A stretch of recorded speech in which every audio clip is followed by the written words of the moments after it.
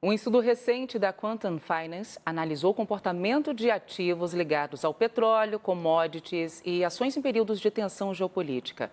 Esse levantamento, que inclui eventos como Primavera Árabe, guerra entre Rússia e Ucrânia, o conflito entre Israel e Hamas, aponta um padrão consistente, né? As ações da Petrobras tendem a se valorizar nesses cenários, acompanhando a alta do petróleo também no mercado internacional. Sobre esse assunto, a gente conversa agora com o João Daronco, que é analista CNPI da Suno Research. Tudo bem? Bem-vindo, bom dia. Um bom dia a todos, obrigado pelo convite. Bom, eu quis fugir um pouquinho dessa agenda que a gente traz todos os dias, né, de fechamento de mercado, de oscilação do dólar, para a gente tentar analisar de uma forma mais detalhada esse cenário, né? A gente falou há pouco desse padrão de valorização da Petrobras em cenários de conflito. Eu queria que você nos explicasse um pouquinho, né, dessa pesquisa, o que ela aponta e se esse momento é um momento estrutural de conflito, né? Ou seja, né, já era esperado, é um momento oportunista, enfim, como é que a gente pode fazer essa análise até aqui? O que explica essa referência ao longo desses eventos que são tão diferentes um do outro, né? Vamos lá, eu acho que é um bom ponto, vamos do início, né? Quando a gente pega os conflitos no Oriente Médio, eu gosto de dividir eles em dois grupos, tá? E eu acho que isso ilustra bem o que acontece com a Petrobras, preço do Brent, etc. Quando a gente faz uma análise histórica, a gente vê que esses dois grupos eles podem ser diferenciados em conflitos envolvendo produtores de petróleo e conflitos que não existe o envolvimento de produtores de petróleo. E aí, por exemplo, esse conflito que a gente tem visto no Irã, ele há um envolvimento muito forte de, além de um produtor de petróleo, um país que controla o Estreito de Hormuz, que é um dos principais canais de escoamento de óleo do planeta. E nesse tipo de conflito, nesse grupo, a gente tem sim um efeito muito forte na cotação do petróleo e isso impacta também as petroleiras, dado que o principal produto delas aumenta o seu preço, isso faz com que a receita da empresa aumente, o lucro da empresa aumente, a rentabilidade dela aumente, dividendos aumentem, etc. O outro grupo de empresas, Thalita, de conflitos que eu costumo trazer, são aqueles que envolvem países do Oriente Médio, mas não há necessariamente o envolvimento de produtores de petróleo. E eu até posso trazer um exemplo que o próprio estudo ele aponta. Quando a gente considera o conflito entre o Hamas e Israel, você não vê um impacto muito grande no preço do Brent. E aí não há um impacto significativo no preço dos produtos da Petrobras, na receita, lucro, etc. Então, quando eu olho conflitos no Oriente Médio, eu geralmente separo entre esses dois grupos e tento entender se é algo mais estrutural ou conjuntural. Nesse momento, tenho visto uma mudança, de certa maneira, estrutural do preço do Brent, dado que ele vinha num preço bastante baixo ao longo do final de 2025, e aí com esse conflito tudo muda, né? Exato. Agora, assim, a alta das ações, a gente sabe que ela vai acompanhando ali o petróleo, né? Mas eu queria também que você trouxesse até que ponto isso é uma correlação direta só com o petróleo. Você já deu aí o caminho, né, de todo esse histórico até aqui. Mas como é que essa realidade também coexiste com outros fatores? E aí a gente está falando de câmbio, né, de governança, enfim, de tudo isso que vai colaborando para a amplificação desse movimento.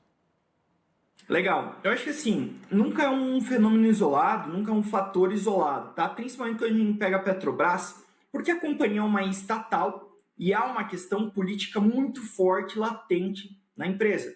Então, por exemplo, quando a gente pega o preço do petróleo, ele tem subido até mais do que quando a gente compara com a cotação da empresa, em alguns momentos. Isso se dá porque o mercado ele tem uma certa insegurança em relação ao repasse desse aumento de preços por conta da Petrobras, principalmente em ano eleitoral, né? E aí, eu acho que assim, vai muito de cada ciclo entender quais são as políticas e quais são as tomadas de decisão da diretoria da empresa, a partir disso, se há uma sinalização de repasse ou não, e também como que o câmbio vai andar junto desse ciclo, né? Porque a Petrobras, ela basicamente tem sua receita dependendo de três componentes. A primeira é o Brent, tá? O preço do petróleo. A segunda é o câmbio. Então, é uma receita dolarizada e ela anda muito acompanhada do preço do Brent. E o terceiro é qual vai ser a política do governo em relação ao repasse de preços. Acredito que são essas as três grandes variáveis da equação E quando a gente pega os últimos ciclos, e até surpreendendo grande parte do mercado, grande parte dessas componentes aponta para uma melhoria dos resultados. Então você tem o aumento do preço do Brent, você tem um governo que tem repassado preços dentro da Petrobras, que o câmbio tem jogado contra. É bem evidente isso, né? Quando a gente olha um câmbio próximo de R$ 5, mas ainda assim o Brent ele tem superado essa queda no preço do câmbio, e isso tende a trazer bons resultados para a Petrobras já no primeiro trimestre de 2026. Bons resultados para a Petrobras, mas no fim das contas pesando ainda para o consumidor, né? Apesar da Petrobras ter afirmado que não passou, oficialmente não repassou esse reajuste para o consumidor, essa oscilação também mexe muito com o nosso dia a dia, né? E principalmente quando a gente pensa em combustível. A gente sabe que o petróleo, ele é a base de vários outros produtos, mas choques como esse acabam deixando o consumidor, que é a ponta final, a parte final ali, mais vulnerável, né, João? Exatamente, e aí tem até algumas consequências de segunda ordem que as pessoas não conseguem enxergar muito bem. Por exemplo, quando a gente pega a taxa de juros do Brasil, ela é estruturalmente alta e a gente tem vivido um momento de elevação bastante grande. Isso impacta o bolso de todo mundo, né? As empresas mais endividadas, elas acabam por repassar isso nos preços dos produtos. A gente tem visto o número de recuperações judiciais, empresas entrando em recuperação judicial, aumentando significativamente nos últimos anos, muito por conta da taxa de juros mais elevada. Esse cenário de taxa de juros mais elevado, ele se dá para um controle inflacionário, e se a gente tem um mundo onde o custo do petróleo ele sobe, ou seja, o custo do frete ele sobe, é esperado um impacto da inflação.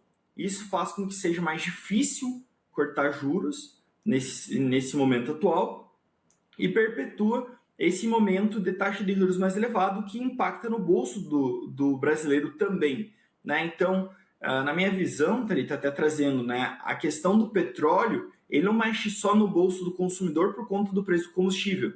Ele vai impactar também numa taxa de juros mais elevada por mais tempo. E isso tem impactos de segunda ordem, inflação, poder de compra, ainda mais em um momento em que o Brasil como um todo, o brasileiro como um todo, ele está altamente endividado. E aí isso impacta ainda mais na economia, trazendo aquela sensação de que muitas vezes o brasileiro não está conseguindo ter dinheiro no final do mês, não está sobrando dinheiro. Isso acaba por impactar em vários outros aspectos, popularidade do presidente, entre outros pontos, que é muito importante em ano eleitoral, né?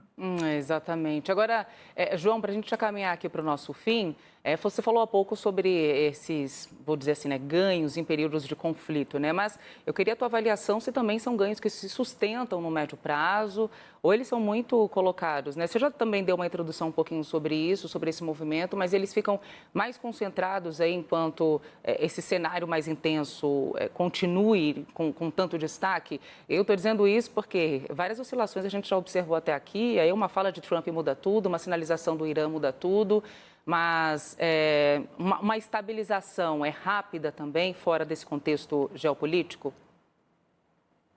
Historicamente se mostrou que sim, tá? A estabilização do preço do petróleo ele, assim, leva alguns meses para ele acontecer. Então, é uma estabilização considerada rápida, à medida que o conflito termine, por óbvio.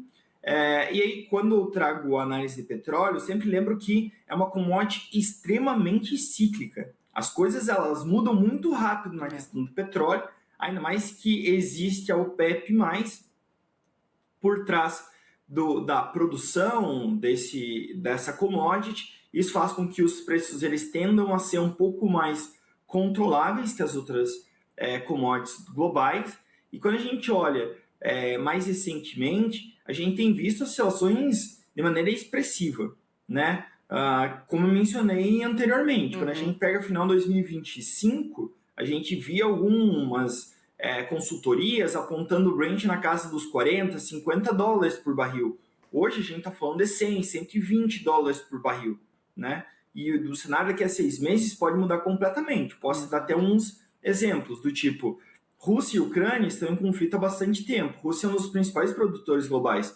Se você tem um fim desse conflito somado ao fim do conflito com o Irã, você deve ter uma entrada de oferta no mercado global de petróleo muito forte. A demanda ela não deve crescer tanto assim em um cenário de juros mais apertado no mundo. Isso pode fazer com que o preço do petróleo caia substancialmente. Da mesma maneira que se esses conflitos se estenderem, a tendência é o preço do petróleo se manter mais elevado. Então assim, Thalita, eu acredito que é uma commodity bastante volátil, tem que ser analisado semana a semana para entender o que está acontecendo, mas estruturalmente uma coisa é certa, o mundo ainda depende muito do petróleo. Exatamente.